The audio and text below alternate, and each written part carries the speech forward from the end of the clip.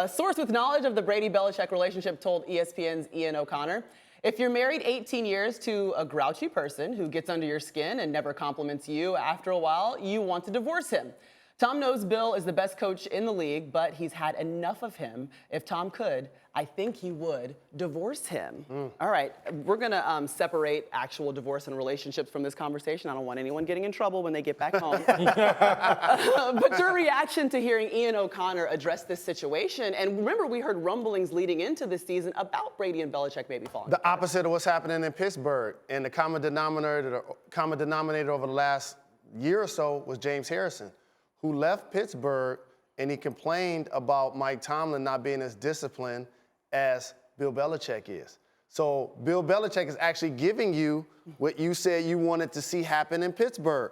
A focus on football. We're going to worry about team. We're going to worry about winning. I'm going to treat Tom like I treat the rest of the troops that I have in the locker room. That's going to garner a level of respect that's going to earn Tom the status of being probably the greatest quarterback of all time, Belichick the greatest coach of all time, and we have 5 total Super Bowls, and Damian has 2 of those. And I don't think he's going to argue with that success. No, I'll never argue with having 2 Super Bowls. But listen, this morning when we were in our meeting for the show, initially I was thinking in my head, man, no way I could see those 2, being divorced from each other.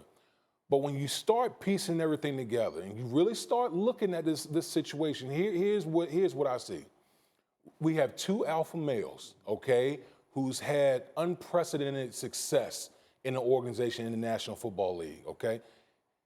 Everyone wants to have their stake in, well, who was part of this? Who really made this success? Was it the coach or was it the player? I get this question asked all the time. Who's really more responsible for New England's success? Is it Coach Belichick or is it Tom Brady?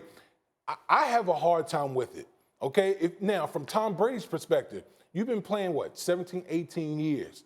You've won 5 Super Bowls, and you still get berated in these Wednesday meetings. I've been a part of that. When you're sitting in those chairs, you're sweating because you know that you played the game and you had plays that you messed up on, and he's going to clip them out and he's going to get you. And the one thing that Coach Belichick does, he does it probably better than any other coach. He makes sure he's going to level the hammer down on his top players so everyone else on the roster knows that, no, if I can do it to Tom, I can do it to anyone, okay? And then moving forward, you drafted his successor. Yep. You drafted his successor. And Bill has always said, I'd rather get rid of a guy sooner than later. He's done it throughout his whole tenure in New England. Coaches say. I mean, Tom is, he's going to be upset about that. Most coaches say it's about the players. We got to have the players. But the human instinct in a coach to prove that, yeah, it's about the players, but I can do it with any player. There's a little bit of that. He's not human if he doesn't. Well, think that way. listen.